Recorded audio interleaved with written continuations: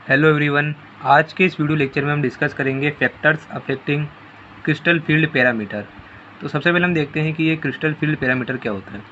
तो जो हमारे पास में CFSE जो थ्योरी होती है, CFT थ्योरी, उसके अंदर जो हमारे पास मेन क्रिस्टल फील्ड पैरामीटर आता है वो आता है हमारे पास में CFSE। CFSE होती है क्रिस्टल फील्ड स्प्लिटिंग एनर्जी। तो इसको कौन कौन से फैक्टर अफेक्ट करते हैं आज के इस वीडियो में वही हम देखने वाले हैं। तो चलिए सबसे पहले इसका इंट्रोडक्शन देख लेते हैं। Crystal field splitting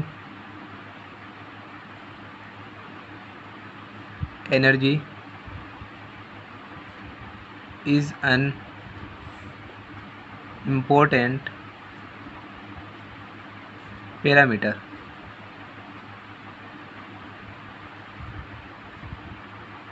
because it is useful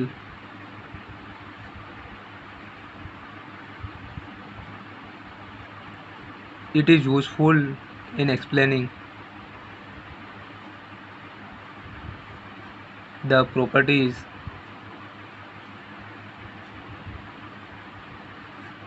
of metal complexes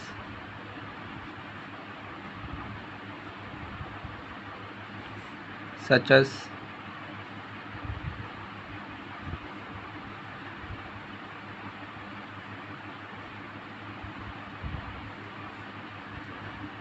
colorness, magnetism and reactivity। तो जो हमारे पास में क्रिस्टल फील्ड स्प्लिटिंग एनर्जी जिसे हम CFSE कहते हैं वो क्या है, एक इम्पोर्टेंट पैरामीटर है, क्योंकि ये जो होता है यूज़फुल होता है एक्सप्लेन करने में प्रॉपर्टीज़ ऑफ मेटल कॉम्प्लेक्सेस जैसे कलरनेस, मैग्नेटिज्म एंड रिएक्टिविटी। तो इसलिए हम जो है इसके फैक्टर देखने वाले हैं कि इसको कौन कौन से फैक्टर जो है इफ़ेक्ट करते हैं। तो वन बाय वन हम सारे फैक्टर को डिस्कस करेंगे। तो सबसे पहला फैक्टर है हमारे पास, वो है charge on the metal ion. Charge on the metal ion, ठीक है। तो चार्ज किस तरह से हमारे पास में जो CFSE वैल्यू है उसको इफेक्ट करेगा, इसके अंदर हम वो डिस्कस करेंगे। तो if we consider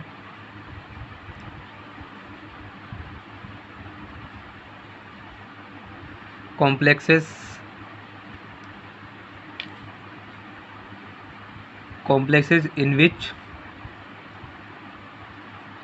the metal ion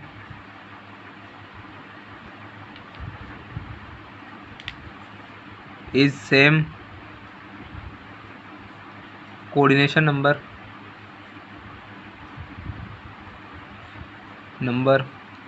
is same, and if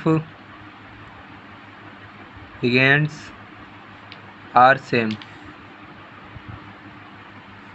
then with increase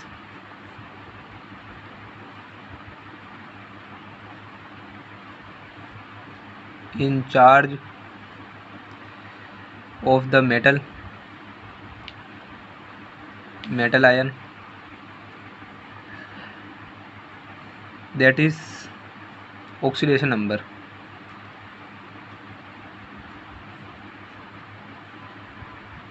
the metal ligand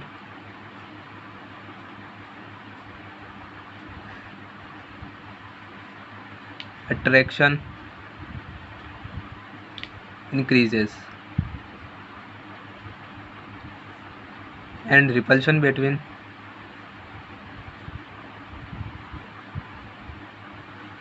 electrons in d orbital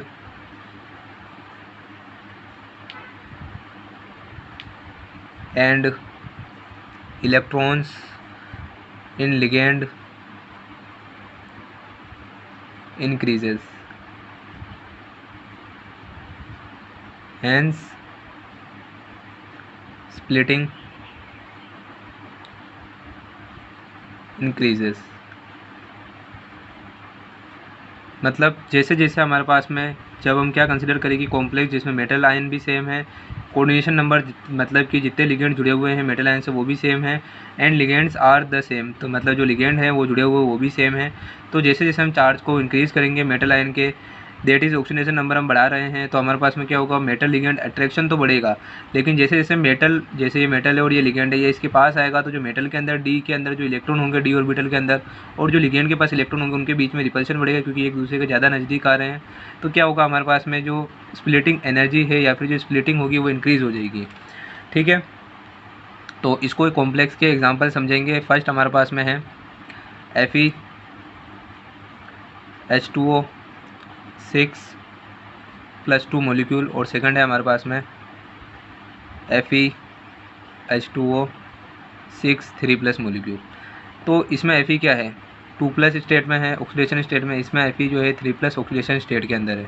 तो इसकी जब प्रैक्टिकली हम डेल की वैल्यू निकालते हैं, डेल की वैल्यू निकालते हैं तो वो क्या आती है, 10,400 सेंटीमीटर इन्वर्स आती है, जबकि इसके लिए जो डेल ओ की वैल्यू आती है वो आती है 13,000 सेंटीमीटर इन्वर्स। तो जैसे जैसे चार्ज बढ़ता है हमारे पास में डेल ओ की वैल्यू की क्या होती है, इंक्रीज़ हो जाती है। तो डेल Fe की जो वैल्यू होगी वो ज़्यादा होगी डेल Fe 3+ की जो वैल्यू ज़्यादा होगी as compare to del Fe 2+। ठीक है, अब सेकंड जो फैक्टर है जो अफेक्ट करता है हमारे पास में क्रिस्टल फील्ड पैरामीटर जो कि CFSE है, वो आता है हमारे पास में position of metal ion in A group. तो जनरली हम जब मेटल आयन की बात करते हैं तो वो कौन कौन से ग्रुप की हो सकती है, वो हो सकती है हमारे पास में 3D जो सीरीज़ होती है, या फिर हमारे पास में जो 4D या 5D सीरीज़ है उसकी हो सकती है। तो ये जो हो गए हमारे पास में पोजीशन होगी मेटल की कि वो कौन से ग्रुप में है, वो 3D सीरीज़ में है, 4D सीरीज़ में है, 5D सीरीज़ में है। तो उस पर भी डिपेंड करेगा कि हमारे पास में स्प्लिटिंग जो एनर्जी है वो कितनी होगी। ठीक है, तो अभी हम डिस्कस करते हैं in a same group that is D group, if we go upside to downside, that is हम कहाँ पे जा रहे हैं, 3D से हम जा रहे हैं टू 5D। ठीक है, 3D ऊपर होता है, फिर 4D होता है, फिर 5D होता है। द CFSE जो होती है value CFSE increases.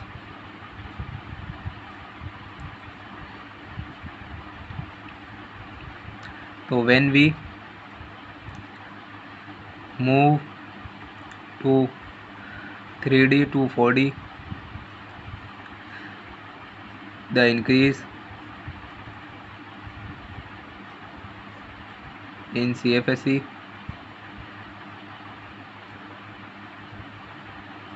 is about 40 to 50%। तो 3D से 4D में जाएंगे तो हमारे पास में जो डेल ओ में इंक्रीज़ होगा वो 40 to 50% होगा। एंड जब हम 4D to 5D जाएंगे, 5D सीरीज़ में जाएंगे, इट इज़ अराउंड कितना होगा, 20 to 30%। ठीक है, तो जैसे जैसे हम मूव करेंगे 3D 4D 5D upside down जाएंगे हम, तो क्या होगा, जो हमारे पास में डेल की वैल्यू है वो इंक्रीज़ करेगी। ठीक है, तो इस तरह से जो है हमारे पास में जो डेल की वैल्यू होगी 5D की वो ज़्यादा होगी as compare to 4D as compare to 3D। ठीक है, अब हम देखते हैं नेक्स्ट फैक्टर जो हमारे CFSE को अफेक्ट करता है। नेक्स्ट फैक्टर आता है साइज ऑफ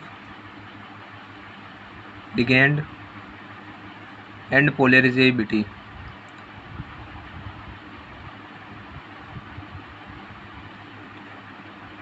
ठीक है, तो हम जानते हैं कि जैसे जैसे हम जो लिगेंड होगा उसका साइज़ हम इंक्रीज़ करेंगे, तो जैसे जैसे उसका साइज़ बढ़ेगा उसकी जो डेल की वैल्यू होगी वो डिक्रीज़ कर जाएगी। ठीक है, तो जैसे जैसे लिगेंड का साइज़ इंक्रीज़ होगा उसके लिए जो डेल की वैल्यू है वो क्या कर जाएगी, डिक्रीज़ कर जाएगी। एग्जांपल से इसको समझते हैं।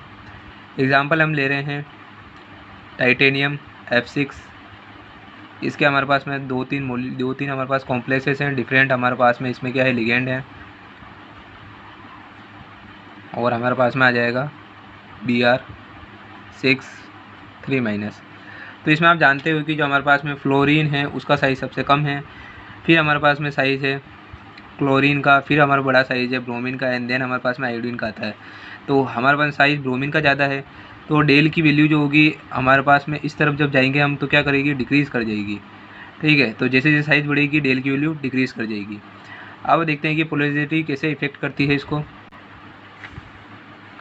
तो लिगेंड की पोलराइजेबिलिटी जितनी ज़्यादा होगी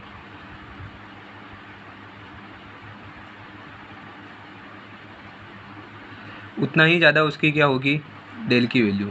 तो जितना ज़्यादा पोलराइजेबल लिगेंड होगा उसकी डेल यानी कि CFSE की वैल्यू उतनी ही ज़्यादा होगी। ठीक है, इसको आप एक लाइन में लिख लेना। इसके बाद में जो नेक्स्ट फैक्टर आता है जो इफेक्ट करता है CFSE को, वो आता है नेचर ऑफ लिगेंड। अभी हमने देखा है कि जो लिगेंड होता है उसकी पोलराइजेबिलिटी और उसकी साइज़ किस तरह से इफेक्ट करती है। अब हम देखेंगे कि नेचर ऑफ लिगेंड यानी कि वो स्ट्रॉन्ग फील्ड है या फिर वीक फील्ड है, तो वो किस तरह से CFSE वैल्यू को डिपेंड करता है। जैसे कि जानते हैं हम कि जो हमारे पास में स्ट्रॉन्ग फील्ड लिगेंड होगा वो क्या करेगा, जो स्प्लिटिंग है उसको ज़्यादा करेगा, और जो हमारे डेल की वैल्यू होगी वो ज़्यादा होगी एज़ कम्पेयर टू जो वीक फील्ड लिगेंड है। तो जब अगर हम क्या करें कि जो हमारे पास में लिगेंड है उसको अरेंज कर दें, if we arrange the ligand in decreasing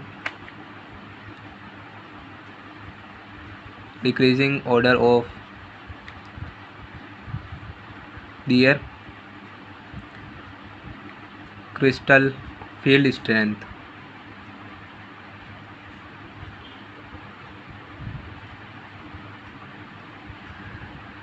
then a series is made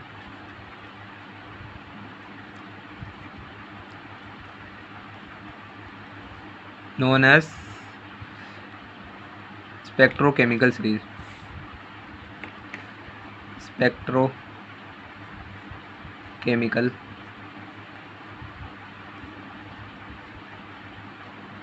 ठीक है। तो हम जानते हैं कि जैसे जैसे हमारे पास नेचर लिगेंड, अगर मैं बात करूं स्ट्रॉन्ग फील्ड लिगेंड की, स्ट्रॉन्ग फील्ड लिगेंड होगा तो हमारे पास में डेल की वैल्यू भी होगी वो कितनी ज़्यादा होगी, क्योंकि वो क्या करेगा, स्प्लिटिंग ज़्यादा करेगा। ठीक है, और अगर हमारे पास में क्या हो, वीक फील्ड लिगेंड हो, तो उसके लिए जो डेल की वैल्यू होगी वो क्या होगी, डेल की वैल्यू जो हो जाएगी उसके लिए कम हो जाएगी। ठीक है, वो स्प्लिटिंग कम कर पाता है। तो इस तरह से जो डेल की वैल्यू है उससे वे भी हमारा जो अफेक्ट होती है कि हमारे पास में लिगेंड है वो स्ट्रॉन्ग है या फिर वीक है। तो अगर हम इनका जो है इसको सीरीज़ बनाते हैं इनके डिक्रीजिंग ऑर्डर में, तो जो सीरीज़ बनती है उसको हम कहते हैं स्पेक्ट्रोकेमिकल सीरीज। इसमें आपको कुछ इसके लिगेंड याद रखने होते हैं, जैसे CO का सबसे ज़्यादा CO का सबसे ज़्यादा क्या होता है, इसका फील्ड इफेक्ट जो होता है, मतलब कि ये सबसे ज़्यादा स्ट्रॉन्ग फील्ड लिगेंड होता है। देन उसके बाद NO3- होता है, और उसके बाद हमारे पास में लिगेंड आते हैं, और आपको लास्ट वाले भी याद रखने हैं क्योंकि हमारे पास में आते हैं फ्लोरीन, क्लोरीन, ब्रोमीन और आयोडीन। तो ये हमारे पास में क्या होंगे, वीक फील्ड लिगेंड,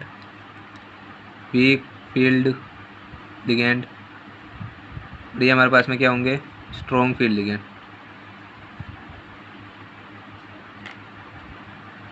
ठीक है, तो इस तरह से जो हमारे पास में जो लिगेंड है वो स्ट्रॉन्ग है या फिर वीक है उस पर भी CFSE वैल्यू जो है डिपेंड करती है। अब इसके बाद में जो है नेक्स्ट हमारे पास में कौन सा फैक्टर जो अफेक्ट करता है, तो फिफ्थ हमारे पास में फैक्टर आ जाता है जो कि है ज्योमेट्री